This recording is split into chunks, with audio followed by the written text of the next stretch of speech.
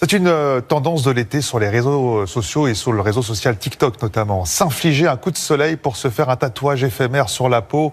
Dans ces vidéos, les jeunes filles expliquent leur méthode. Bannir la crème solaire, s'exposer au moment où les rayons UV sont les plus intenses, sacrifier sa peau pour quelques secondes de buzz, ce qui fait réagir le ministre de la Santé.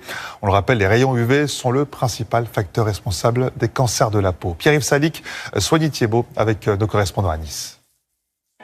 L'idée pourrait sembler originale, simple et drôle. Utiliser la crème solaire pour dessiner sur sa peau et laisser le soleil rougir tout le reste du corps. Un tatouage auto-bronzant, une tendance popularisée par TikTok, donc générationnelle. Sur cette plage de Cannes ce matin, cette nouvelle mode séduit.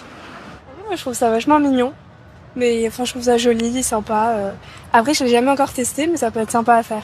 Les plus âgés ou les moins jeunes sont eux plus circonspects. C'est une tendance, alors les gens veulent l'essayer car ça a l'air drôle. Mais pour moi, le risque est bien trop grand. Limite, on se brûle, quoi. C'est pas bien pour la peau. Il n'y a pas pire, en fait. Il n'y a pas pire. La tendance a été vue plusieurs millions de fois. Cette ode au coup de soleil sans protection a provoqué un coup de colère du ministre de la Santé. Il faut arrêter tout ça, c'est très dangereux. Votre peau, c'est votre vie, vous n'en avez qu'une, ne la sacrifiez pas pour 30 secondes de buzz.